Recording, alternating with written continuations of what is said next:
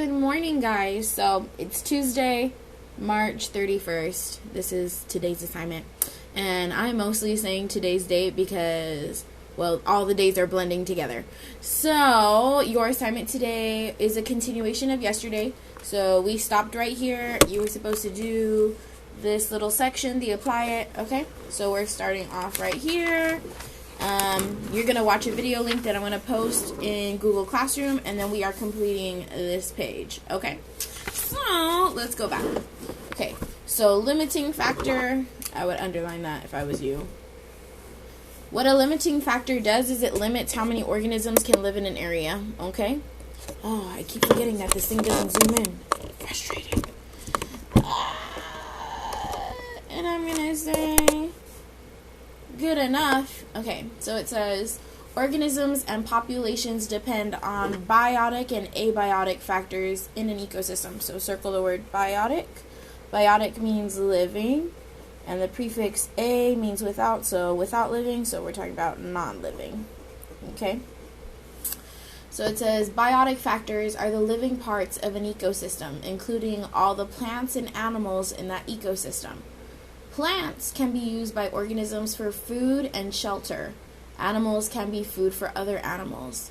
Abiotic factors are the non-living parts of an ecosystem, including, and I'm going to underline this, soil, air, water, sunlight, and temperature. The abiotic factors in an ecosystem often determine which plants and animals can live there. So it says environmental factors such as available water, food, shelter, sunlight, and temperature are possible limiting factors for a population. So I would once again underline that. Okay, the last time you probably talked about this was 7th grade. Pretty sure you should have talked about this in 7th grade. So it says a limiting factor is anything that restricts the size of a population. So it's basically you need resources to live in an area. If you don't have these resources, then you cannot live there. That's what the limiting factor is. So it says, oh yeah, underline that. It says, available sunlight is a limiting factor for most organisms. If there is not enough sunlight, green plants cannot make food by photosynthesis. Organisms that eat plants are affected if little food is available. Okay, so if we think of the earth, right here, the equator is where you have most plants, right? So I need you to think jungle, okay? So, plants that are in the rainforest, okay? So what usually happens is that you have these ginormous, don't judge the trees, y'all, okay? You have these ginormous trees, okay? But at the bottom of the rainforest, there's nothing. So why is this? That's because sunlight is the limiting factor. So these big trees are taking all the sunlight for the plants that are at the bottom. So as a result, there's no plants that are at the bottom of the rainforest, okay? It's like really scarce. So these trees are taking in all the sunlight, therefore sunlight is the limiting factor in this area, okay? It's very competitive to get some sunlight. That's why a lot of things in the rainforest climb up the tree. They gotta get some. Right here. Temperature is a limiting factor for some organisms. When the temperature drops below freezing, many organisms die because it is too cold to carry out their life functions. Disease, predators, and natural disasters. So, disease, predators, and natural disasters such as fires or floods are a limiting factor. Guys, like real life connection right now, that disease, aka coronavirus, is 100% a limiting factor. Okay, you need to make these connections. So, it says infer. Explain competition within a community. Competition is blank, such as food, water, and shelter. What's the definition? Oh, there you go. Boom. Go to definition.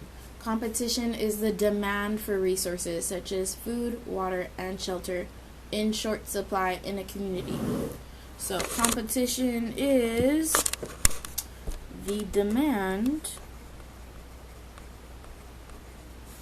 for resources okay? Such as food, water, shelter. Like I said yesterday, like you go into the store right now, or if you're going with your parents, it's competition to get some of those items. Like that's why the stores have put limits on things. So then they're asking you who's competing for these resources, and it says in short supply in a community. So individuals within a community. Remember, a community. Oh man, what happened to that paper from yesterday? Ooh, go back. Okay, community, where are we? So community is all the organisms that live in an ecosystem, okay? The ecosystem includes non-living and living things. So going back. So individuals within a community. So that's basically everybody that lives in an area. And that all the populations in the, what is it? Who competes for, who competes? Individuals within a community. Now I gotta go back and read this. All the populations in, oh, you know what I think this is? It's talking about populations. So I think this one might actually be population. And this one is all the populations in the community. Don't judge. This is, what is this? 9:01, and I've been waking up late. Yeah, I've been sleeping in too. Okay. Individuals within a community. I'm going to say population. I'm going to take that.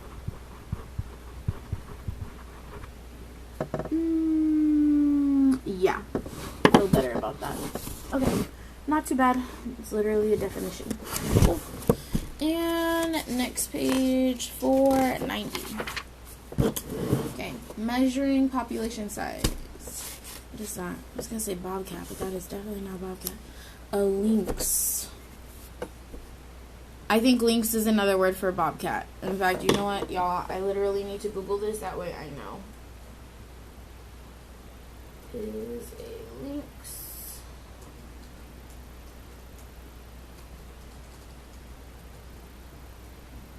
Okay.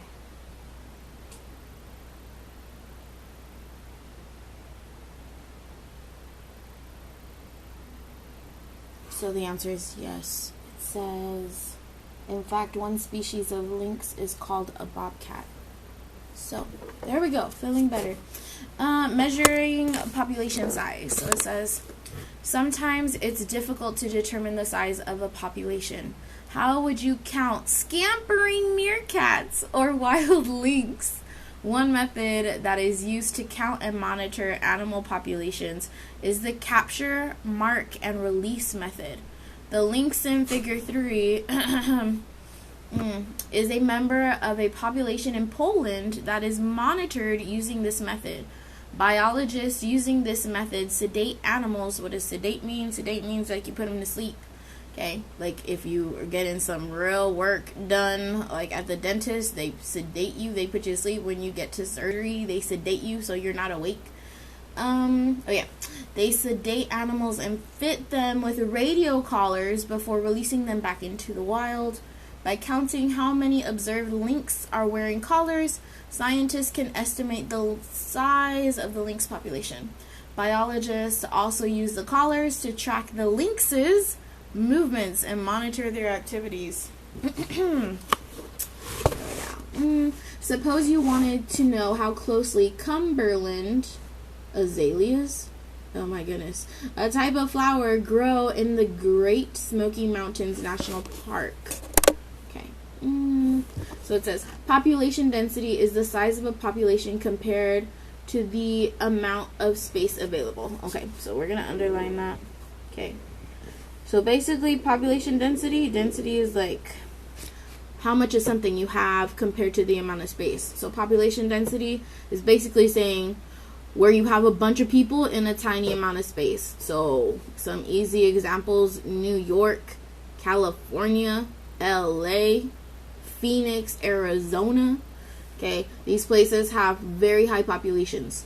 Continuing on. So it says, one way of estimating population density is by sample count. Rather than counting every azalea shrub, you count only those in a representative area.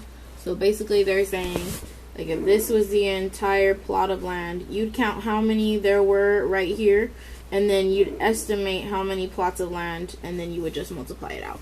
See, it says, by multiplying the number of square kilometers in the park by the number of azaleas in 1 kilometer squared, you'd find the estimated population density of azalea shrubs in the entire park. So how do we get population density? They also do census counts. So the census, okay, they just want numbers of how many people are living in an area. This is like done, I think it's every 10 years. Biotic potential. So it says, imagine that a population of raccoons, yay. Okay, raccoons has plenty of food, water, and den space. In addition, there is no disease or danger from other animals. The only limit to the size of this population is the number of offspring the raccoons can produce. Biotic potential, underline because it's a definition, is the potential growth of a population if it could grow in perfect conditions with no limiting factors. So basically it's uncontrolled. No population on Earth ever reaches biotic potential because no ecosystem has unlimited supply of natural resources. Interesting. Okay, carrying capacity. Ooh. Okay, carrying capacity. What would happen if a population of meerkats reached its biotic potential? It would stop growing when it reached the limit of available resources that the ecosystem could provide, such as food, water, or shelter. Okay, this is actually something that comes in biology, especially if you're going to take the AP course, which is like a year after you take normal biology. So it says, the largest number of individuals of one species that an environment can support is the carrying capacity. Okay, this basically means that you've reached, like, you know how rooms have capacity? Well, in case you didn't know it, they do. Like, if you go to a restaurant, it tells you, like, the maximum capacity that you're allowed to have in that space. Okay, this is kind of like the same thing, but with resources available. Okay, so it says a population grows until it reaches the carrying capacity of an environment, as shown in Figure 4. Disease, space, predators, and foods. I'm going to underline that. Disease, space, predators, and food are some of the factors that limit, the carrying capacity of an ecosystem. However, the carrying capacity of an environment is not constant. It increases and decreases as the amount of available resources increase and decrease. Basically, let's say that imagination time, you find or you discover like a new plot of land, and you're like, hey, it's pretty nice here, so I'm gonna live here. So here's your little house, well, there are so many resources available, right? Because you're the only one that's living there. So now I want you to imagine that, oh my goodness, other people have discovered this amazing place that you've been living at, and they're like, hey, I'm gonna live here too. Well, as they live here, are there gonna be as many resources available to you? No. Why? Because someone else is now taking part of those resources. So these are things that limit how many things are available to you to survive. Like, obviously, if you have more people, there's a higher risk that a disease could be passed to you. If you were living by yourself, then there would be no issue unless you were a fool and you caught that disease all by yourself. Foolishness. Continuing on. Okay. However, the carrying capacity of an environment is not constant. It increases and decreases. Okay. At times, a population can temporarily exceed the carrying capacity of an environment. So, it's saying that sometimes you can have too many people living in one area.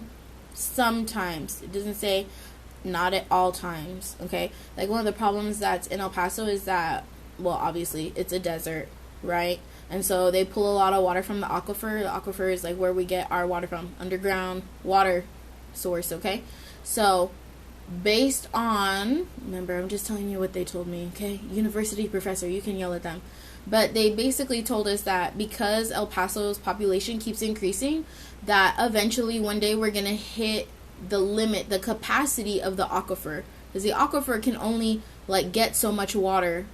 And it takes time for that water to be filled up again. Remember, you're pulling water from this one source, Okay, so there's a carrying capacity. So right now it might look like El Paso is like growing, but there's a limitation to how many people can live in El Paso based on how much water we're pulling from. Okay, it's gotta happen. Continuing on. Okay, so analyze how overpopulation can impact a community. We're not even there yet. My bad. Okay, overpopulation. Oh yeah, this is a problem. When a size of a population becomes larger than the carrying capacity of its ecosystem, overpopulation occurs. Okay. No, we didn't need to highlight. So, never mind. Nope. Sorry. Okay. Overpopulation can cause problems for organisms. For example, meerkats eat spiders. Gross! Ugh. Oh. An overpopulation of meerkats causes the size of the spider population in that community to decrease. Okay, that makes sense. Populations of birds and other animals that eat spiders also decrease when the number of spiders decreases. Elephants in Africa's wild game parks is another example of overpopulation. It says elephants searching for food caused the tree damage shown in figure 5. Where is figure 5? This is it. Interesting. They push over trees to feed on the uppermost leaves. I guess because they're not as tall as giraffes, right? That makes sense. Other species of animals that use the same trees for food and shelter must compete with the elephants. Oh, I think they'd lose. The loss of trees and plants can also damage soil. Trees and plants might not grow in that area again for a long time. Oh, sad. Oh my goodness, was that it? Okay, so now we're right here. So, I kind of want to help you, but this is really, really easy. So, it says let me zoom out.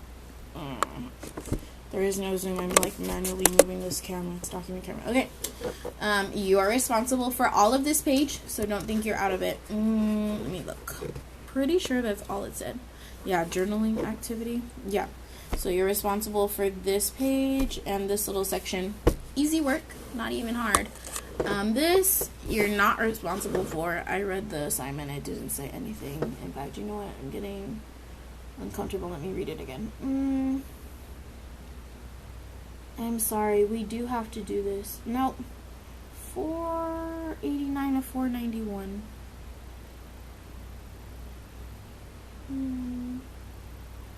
Yeah, okay, so you're responsible for this page 492. Okay, you are also responsible for answering this part, number 3. Okay, so it says how overpopulation can impact a community. So it tells you overpopulation can cause problems because, yeah, I would give you the answer, but then, you know, I kind of want to make you work for it. So I'll let you work on that. Other than that, totally easy. I helped you with this part. You're welcome. Semi helped you. I don't know about that part. It felt right, so I'm gonna let it go. Okay. So this part and this part, and I'll post it on Google Classroom. If you have any questions, ask on Google Classroom, and I'll help you out. Okay. Bye, guys.